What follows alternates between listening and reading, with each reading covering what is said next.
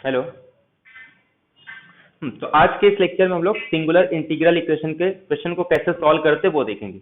और इसका डेफिनेशन कुछ नहीं, या तो लिमिट ऑफ इंटीग्रेशन इन्फिनिटी होना चाहिए या फिर कर्नल इस डोमेन पे इनफाइनाइट या अनबाउंडेड होना चाहिए।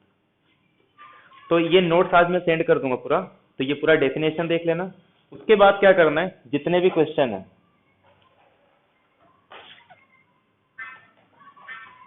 जैसे ये देखो, पूरा 2013 से, उसके पहले का है नहीं, तो 2013 से लेके अब तक के जितने भी क्वेश्चन आए हैं वो सारे क्वेश्चन का पीडीएफ भेज दूंगा। अब इसमें क्या करना है, टॉपिक वाइज पहले देखना है कि जो पहले टॉपिक वाइज के कौन से क्वेश्चन है वो एक एक करके पहले खुद से सॉल्व करो, उसके बाद उसका सॉल्यूशन देखना। तो ये पूरा क्वेश्चन है 2013 से लेके पूरा 2021 तक, पूरा 2021 तक क्वेश्चन मिल जाएगा। उसके बाद ये होने के बाद फिर लैपलास के क्वेश्चन है जो हम लोग आज डिस्कस करेंगे। तो पूरे लैपलास के क्वेश्चन है ये, ठीक है। तो आज मैं पूरा लैपलास का भी और इंटीग्रल इक्वेशन का पीडीएफ सेंड कर दूं। अब इसके बाद इसका सॉल्यूशन कैसे दिया वो भी देखें।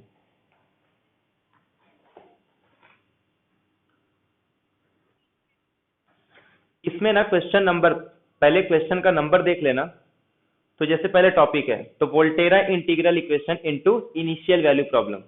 अपने को पता है किसी भी इनिशियल वैल्यू प्रॉब्लम को हम लोग वोल्टेरा इंटीग्रल इक्वेशन में कन्वर्ट कर सकते हैं, और वोल्टेरा इंटीग्रल इक्वेशन को इनिशियल वैल्यू प्रॉब्लम।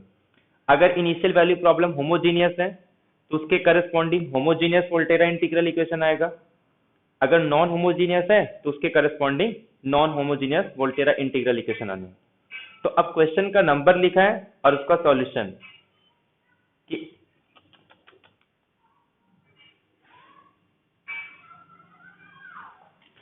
जैसे ये देखो, ये अपने पास एक वोल्टेरा इंटीग्रल इक्वेशन है, यहाँ पे लिमिट ऑफ इंटीग्रेशन क्या है, वेरिएबल है। तो इसको कन्वर्ट करना है किसमें, सिंपल इसके इनिशियल वैल्यू प्रॉब्लम। तो इनिशियल वैल्यू प्रॉब्लम के लिए क्या करना होता है, इसको बाय लेबनिट्ज रूल हम लोग इसको डिफरेंशिएट करते हैं। तो लेबनिट्ज रूल लगाना है, लेबनिट्ज रूल का फॉर्मूला वहीं पे लिखा होगा, उसके बाद इसको डिफरेंशिएट करके यहाँ पे सॉल्यूशन है। ऐसे ये भी एक वोल्टेरा इंटीग्रल इक्वेशन है, इसको कन्वर्ट किया है किसमें, इनिशियल वैल्यू प्रॉब्लम। ऐसे ये भी है एक वोल्टेरा इंटीग्रल इक्वेशन, इसको कन्वर्ट किया। तो जितने भी सेट में क्वेश्चन आए हैं उसको क्वेश्चन का नंबर लिखा है और उसका पूरा सॉल्यूशन है। उसके बाद जो सेकेंड टाइप है क्लासिफिकेशन ऑफ इंटीग्रल इक्वेशन, ये एक्चुअली पहला ही टॉपिक था। तो जितने भी क्वेश्चन है कैसे हम लोग क्लासीफाई करते हैं, जैसे ये दिया है तो ये कौन से टाइप का है, जैसे यहाँ पे अल्फा ऑफ एक्स आता है, वो उसकी वैल्यू 1 है तो इसके लिए सेकेंड काइंड। ये लिमिट, अपर लिमिट को देख के अब क्या बताते हैं हम लोग कि वोल्टेरा है या फ्रेडहोम इंटीग्रल इक्वेशन। ऐसे ये कर्नल टी माइनस एस के फॉर्म में, इसके लिए इसको हम लोग क्या बोलेंगे, कॉन्वोल्यूशन टाइप। तो इसीलिए linear integral equation of Volterra type with convolution curve. ऐसे जितने भी टाइप वाले हैं वो क्वेश्चन में क्यों है उसका रीजन लिखा है।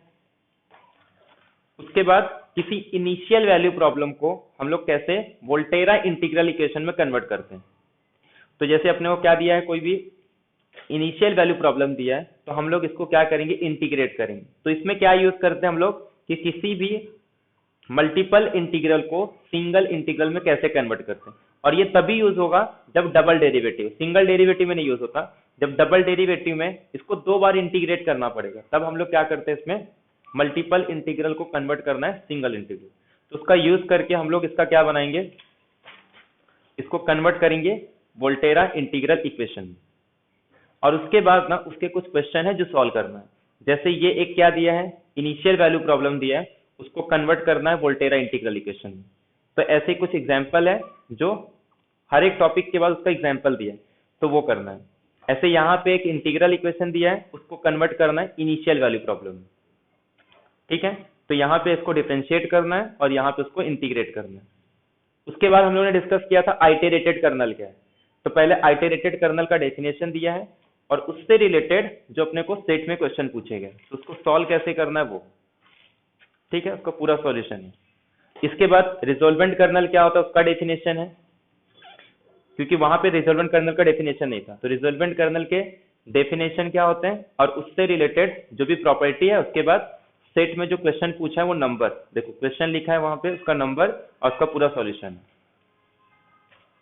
उसके बाद resolvent kernel for integral equation, कुछ एग्जांपल है जो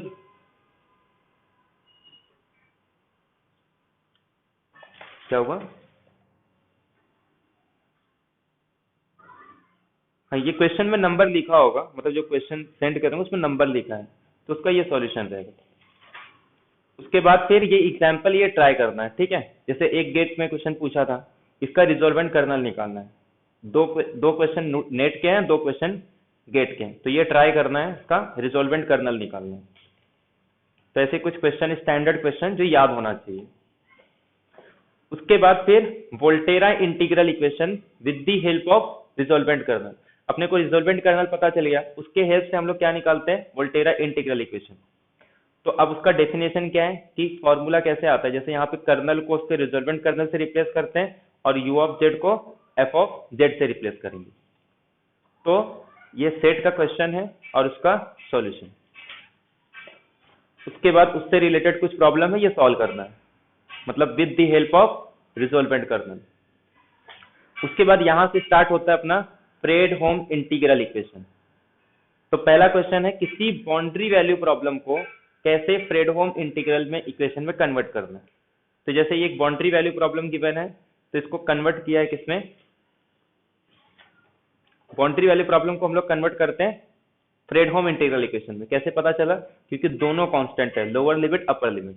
तो ये एग्जांपल है, ऐसे ही एक सेट का क्वेश्चन सॉल्व किया। हालांकि सेट में इसका सॉल्यूशन कुछ और है, मतलब जैसे यहाँ पे ये आ रहा है टर्म, तो ये टर्म नहीं आ रहा, वहां पे 2x - 1 आ रहा है, वो पता नहीं कैसे आ रहा है, बट ये कर्नल देख के हम लोग बता सकते हैं उसका आंसर कौन सा करेक्ट है। बट सॉल्व कैसे करना है वो मेथड एक बार देख लेना, कि किसी भी बाउंड्री वैल्यू प्रॉब्लम को कैसे कन्वर्ट करना है किसी फ्रेडहोम इंटीग्रल इक्वेशन। उसके बाद नेक्स्ट टॉपिक आता है आइगन वैल्यू और कैरेक्टरिस्टिक वैल्यू क्या होता है। कि कोई भी अगर होमोजीनियस फ्रेडहोम इंटीग्रल इक्वेशन दिया है तो उसके पास एक ऑब्वियस सॉल्यूशन होगा, वो 0 आएगा। अगर नॉन जीरो सॉल्यूशन आ रहा है तो उसके रिस्पेक्ट में जो आइगन वैल्यू होगा, सॉरी जो लैम्बडा की वैल्यू आएगी, उसी को हम लोग क्या बोलते हैं? Eigen value. और उसके रिस्पेक्ट में जो सॉल्यूशन होगा उसी को क्या बोलते हैं? Eigen function. तो ये उसका डेफिनेशन लिखा है कि आइगन वैल्यू और या उसी को कैरेक्टरिस्टिक वैल्यू बोलते हैं, और आइगन फंक्शन और कैरेक्टरिस्टिक फंक्शन का डेफिनेशन क्या है। अब सेट में दो क्वेश्चन पूछे गए थे, तो दोनों सेम थे, तो उसका पूरा सॉल्यूशन है। उसके बाद उसके प्रॉपर्टी पे कोई क्वेश्चन पूछा था कि अगर सपोज डी ऑफ लैम्बडा जो डिटर्मिनेंट नॉन जीरो आ रहा है, तो उसके रिस्पेक्ट में क्या आएगा? Unique zero solution.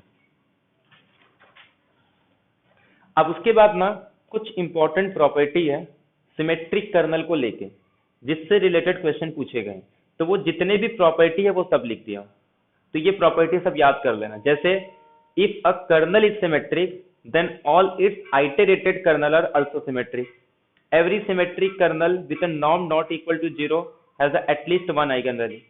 तो इससे रिलेटेड भी क्वेश्चन कभी कभी आ जाते हैं। जैसे एक क्वेश्चन पूछा था, ये देखो 5 2013 में, कि if a kernel is symmetric, कि अगर कोई कर्नल सिमेट्रिक है तो then all its iterated kernel are symmetric. तो उसके जितने भी आइटरेटेड, तो ये सीधे सीधे स्टेटमेंट है कि कर्नल अगर सिमेट्रिक है तो उसके आइटरेटेड कर्नल आर आल्सो सिमेट्रिक आएंगे। तो ये करेक्ट हो गया। ऐसे सेकेंड ऑप्शन क्या है? The eigen function of a symmetric kernel corresponding to different eigen value. मतलब अगर डिस्टिंक्ट आइगन वैल्यू होंगे तो उसके करेस्पॉन्डिंग में जो आइगन फंक्शन होंगे, वो कह रहा है कि नीड नॉट बी ऑर्थोगोनल, जबकि ये फॉल्स स्टेटमेंट है, ये हमेशा क्या आता है? ऑर्थोगोनल। तो ये भी सीधे सीधे स्टेटमेंट है। देखो, the eigen function of a symmetric kernel corresponding to different eigen values are orthogonal.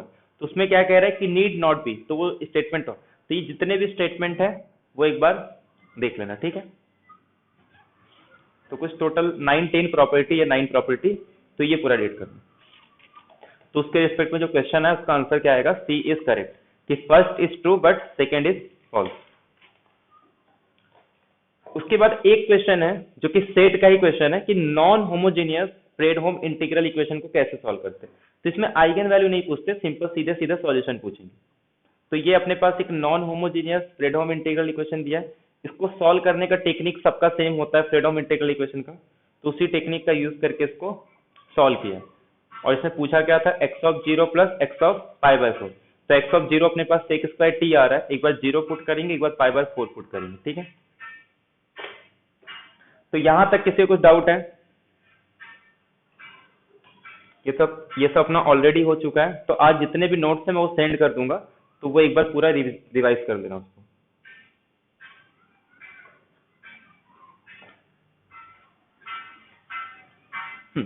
अब नेक्स्ट टॉपिक है अपना सिंगुलर इंटीग्रल इक्वेशन।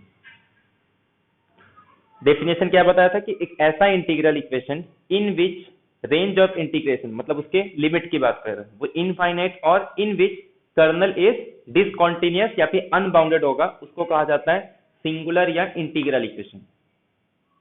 जैसे फॉर एग्जांपल 3 एग्जांपल थी। अब इसमें जो अपने को सॉल्व करना है वो ये थर्ड टाइप है, इसी टाइप के क्वेश्चन अपने को सॉल्व करना है। तो ये सारे सिंगुलर सॉल्यूशन है फर्स्ट काइंड के। फर्स्ट काइंड का कैसे पता चला? क्योंकि इसमें कहीं पे भी u ऑफ x का टर्म नहीं दिख रहा है, मतलब u ऑफ x या फिर जो y ऑफ x है, जो अननोन फंक्शन का टर्म अलग से नहीं दिख रहा है। तो इसका मतलब क्यों नहीं दिख रहा है? क्योंकि alpha of x is equal to 0 है, y ऑफ x 0 नहीं है, अल्फा ऑफ x 0 है। तो अल्फा ऑफ x 0 है, इसका मतलब ये फर्स्ट काइंड आएगा। अब अपने को जो सॉल्व करना है ना, सिर्फ ये वाला टाइप, उसको बोलते हैं हम लोग एबेल्स इंटीग्रल इक्वेशन। मतलब इसको जो सॉल्व करने का जो मेथड है उसको हम लोग क्या बोलेंगे?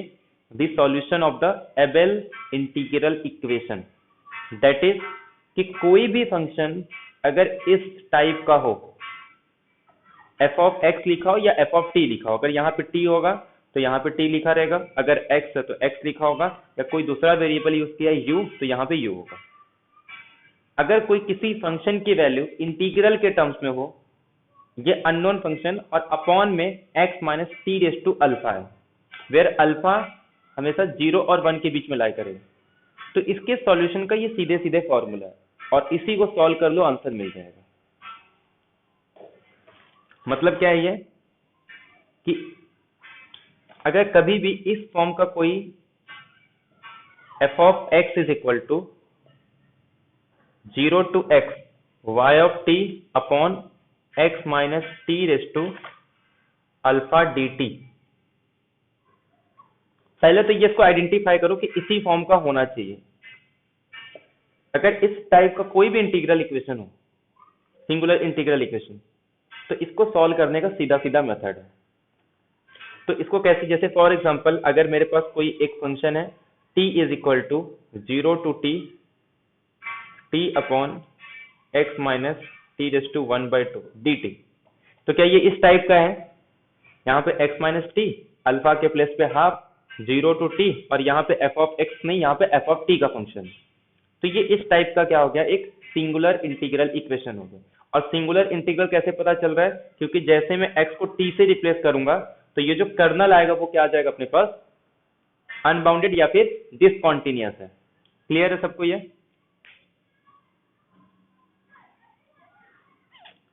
तो ये फॉर्म याद करना पड़ेगा कि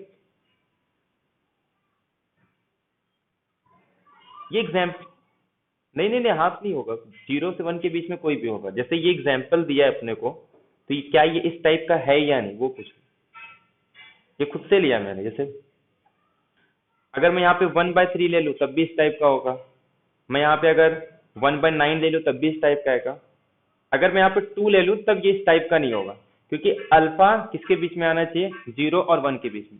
अगर ये इस टाइप का है तभी हम लोग उसको एबेल्स इंटीग्रल इक्वेशन बोलेंगे। तो अगर इस टाइप का कोई भी इंटीग्रल इक्वेशन होगा या सिंगुलर इंटीग्रल इक्वेशन, तो उसका जो सॉल्यूशन होता है y of t is equal to sine जो भी अल्फा मिलेगा, alpha into pi divided by pi, मतलब साइन अल्फा पाई। तो यहाँ पे जो भी अल्फा की वैल्यू रहेगी पुट कर दो और अपॉन में पाई, उसके बाद डिफरेंशिएट करना है, और जो भी यहाँ पे वेरिएबल है ना उसी के रिस्पेक्ट में उसको डिफरेंशिएट करना है। और किसको डिफरेंशिएट करना है? 0 टू t, यहाँ पे जो अपना फॉर्म था ना f ऑफ x, तो यहाँ पे अगर t दिया है तो f of t upon t minus x 1 minus alpha dx, तो ये इसका सॉल्यूशन होता है। साइन अल्फा पाई अपॉन पाई, डिफरेंशिएट करना है विथ रिस्पेक्ट टू t। किसको डिफरेंशिएट करना है? पहले इस पूरे इंटीग्रल को अलग से सॉल्व करेंगे, मतलब इसको i देके इसको अलग से सॉल्व करते हैं, 0 to t f of t, और ये अपने पास ऑलरेडी क्वेश्चन में गिवन होगा। जैसे यहाँ पे जो भी टर्म होगा तो यहाँ पे जो रहता है वो f of t upon t minus x raise to 1 minus alpha यहाँ पे x है तो x के रिस्पेक्ट, और बाद में जो भी आंसर आएगा उसको t के रिस्पेक्ट में, क्योंकि t पुट करेंगे तो t के टर्म्स में आएगा ये फंक्शन, तो उसको t के रिस्पेक्ट में डिफरेंशिएट करेंगे, अपना आंसर आ जाएगा। क्लियर है सबको? और ये एक बार प्रैक्टिस करके इसको याद कर लेना, एक दो बार प्रैक्टिस नहीं, नोट्स में रहेगा, अभी भेज दूंगा।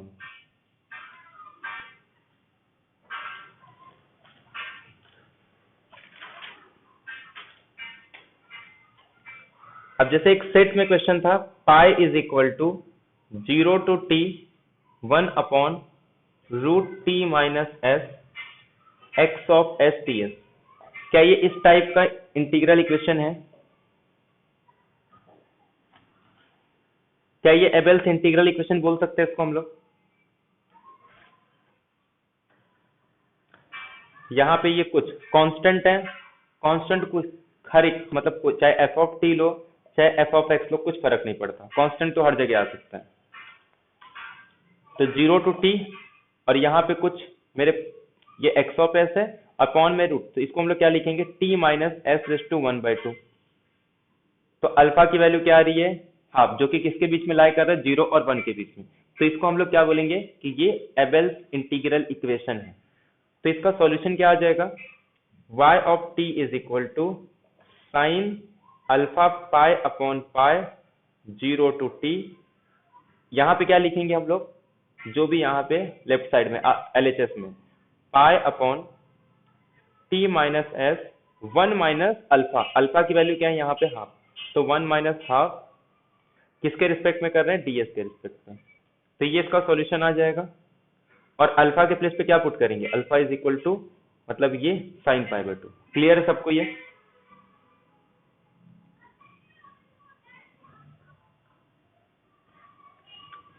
ये समझ में आया सबको? फॉर्मूला क्या था अपने पास, y of t is equal to sine alpha pi, तो अल्फा की वैल्यू क्या से आ गई, हाफ, तो यहाँ पे क्या आ जाएगा पाई/2, अपॉन में पाई ये फिक्स है, 0 to t यहाँ पे क्या लिखते हैं, जो एफ ऑफ एक्स जो लेफ्ट हैंड साइड पे रहेगा, तो यहाँ पे क्या लिख देंगे पाई, अपॉन में क्या था t minus s raise to 1 minus alpha, तो 1 माइनस हाफ, और बाद में उसको जो भी यहाँ पे वेरिएबल यूज कर रहे हैं इसी के रिस्पेक्ट में उसको इंटीग्रेट करना है। यहाँ तक क्लियर है सबको?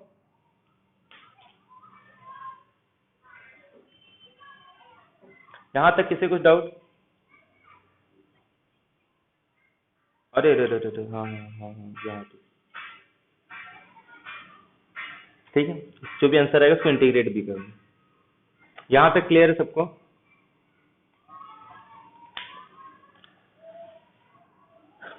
तो अब एक काम करते हैं, पहले इंटीग्रेशन को सॉल्व कर देते हैं। तो इंटीग्रेशन अपने पास क्या था, 0 to t, पाई को तो बाहर ले लेंगे, तो सिर्फ बचेगा क्या, 1 upon t minus s raise to 1/2 ds। इसको इंटीग्रेट कर सकते हैं हम लोग, सॉल्व करो इसका इंटीग्रेशन क्या आएगा।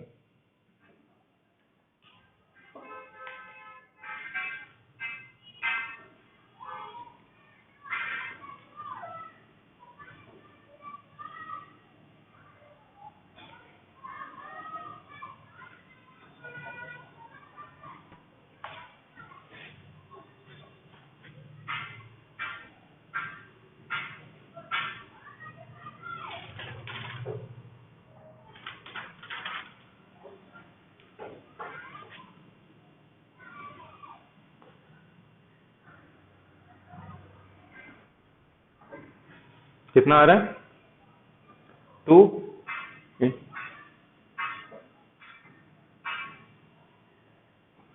रूट ऑफ एस या रूट ऑफ टी, ये भी पुट करेंगे ना, ये आ रहा है, या फिर 2 into t raise to half.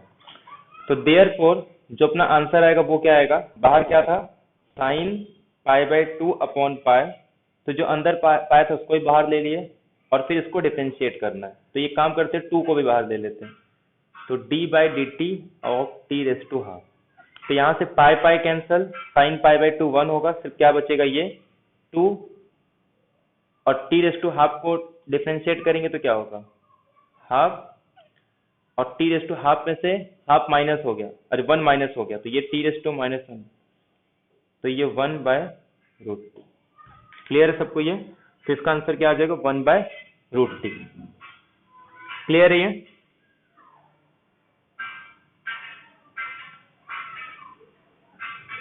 तो इसको बोलते हैं एबेल्स इंटीग्रल इक्वेशन।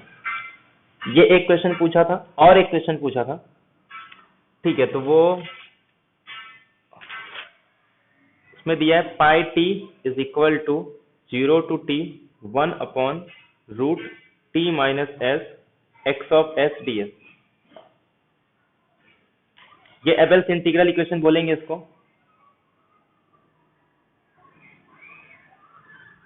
हम्म तो सॉल्व करो इसको।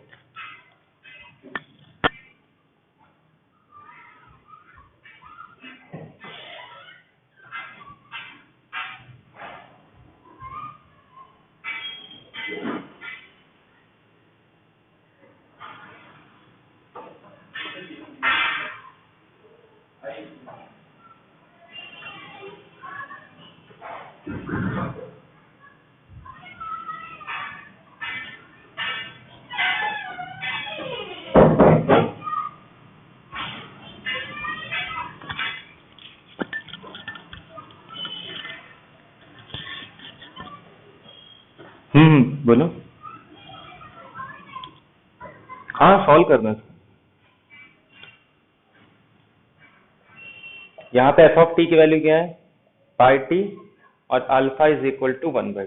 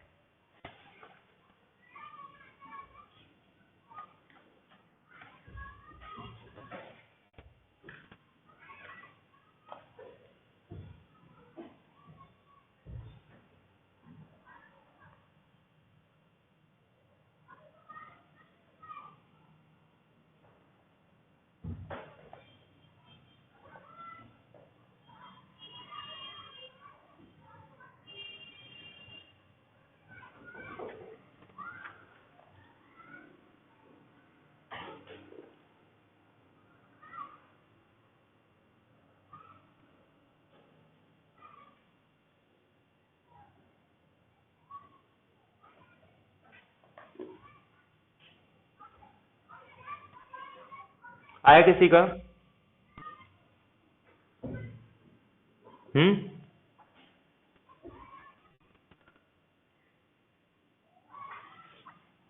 इतना टाइम नहीं लगेगा क्योंकि लास्ट फर्स्ट क्वेश्चन किया हो तो सेकंड वाला डायरेक्ट आ जाएगा, ठीक है, क्योंकि इंटीग्रेशन तो सेम है।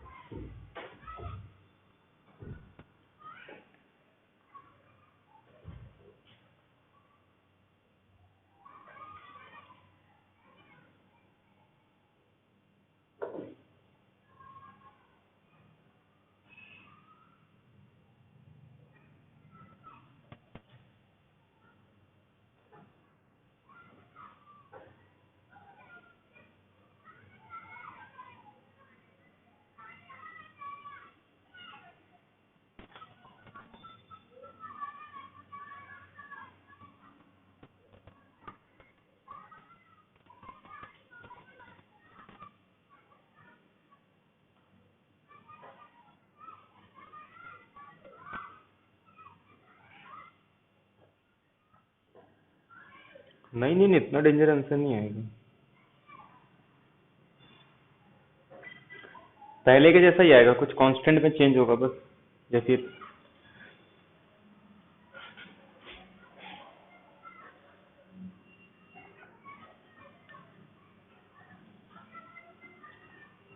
इतना टाइम नहीं लगना चाहिए इसमें।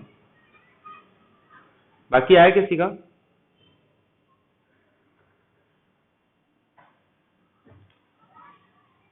वैसे ही आएगा इसमें, बस टी रेस टू हाफ आया था, t raise to minus half आया था, इसमें टी रेस टू हाफ आएगा और कुछ कांस्टेंट आने वाला है 2 या 3।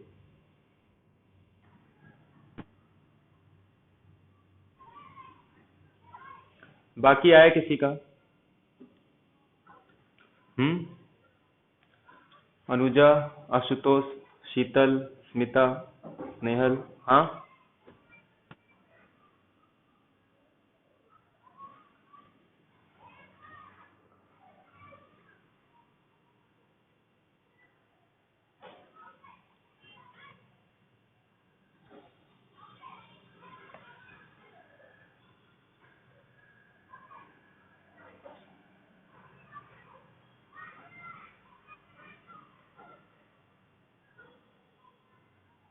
हेलो, कैलकुलेट कर रहे हो सब? किसी का आया बोलो।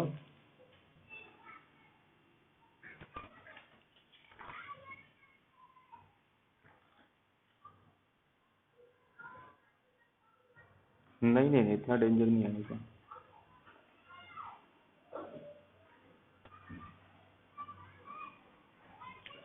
क्या है अपने पास फॉर्मूला?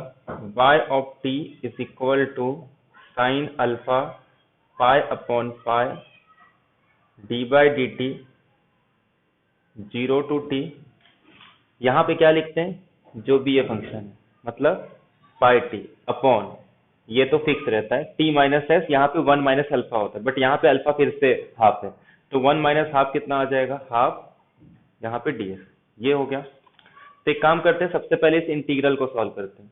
तो इस इंटीग्रल को सॉल्व करना है, तो ये पाई को तो मैं यहाँ लेके आ जाता हूँ, फिर सिर्फ इतना ही बचेगा। अब इस इंटीग्रल को सॉल्व करना है, तो 0 to t, t upon t minus s raise to half d S.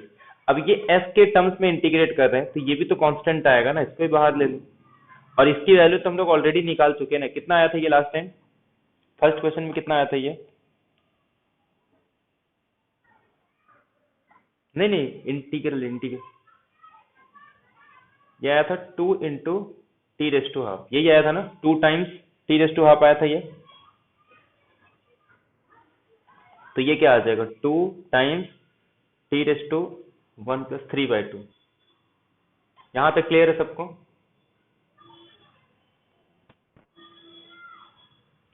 और ये तो वही आएगा ना, फिर से साइन अल्फा के प्लेस पे जैसे ही मैं हाफ पुट करूंगा, तो ये फिर से साइन पाई बाई टू 1 आ जाएगा, और ये पाई पाई कैंसिल हो जाएगा, मतलब ये तो सिर्फ अपने पास क्या आ रहा है? सिर्फ 1 ही आएगा, कुछ नहीं बचेगा यहाँ पे। और उसके बाद फिर ये 2 को बाहर ले लेंगे, उसके बाद अपने को डिफ्रेंशिएट करना है सिर्फ टी रेस टू 3/2 को। कैलकुलेट करो कितना आएगा, हो गया ये। t/3 का, अरे t/3/2 का क्या आएगा? 3/2 t/2 हाफ, 2 2 कैंसिल, 3 इंटू, समझा सबको ये? तो 3 टाइम्स रूट टी आएगा। तो सेट में ये ऑप्शन ही नहीं दिया था, वहां पे 2 रूट टी दिया था, तो बाकी सब में रूट टी नहीं था, तो ये ऑप्शन जो भी रूट टी जिसमें रहेगा वही करेक्ट रहेगा। ठीक है, क्लियर है ये? यही आ रहा है सबका आंसर? इसमें किसी को डाउट है?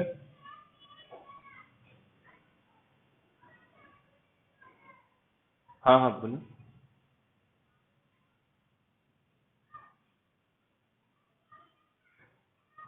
ये वाला अल्फा की वैल्यू हाफ है ना, तो sine sine pi by two 1 हो जाएगा, ये पूरा पार्ट 1 हो गया, और ये पाई बाहर आया था, पाई पाई से पाई कैंसिल, कुछ बचेगा ही नहीं यहाँ पे।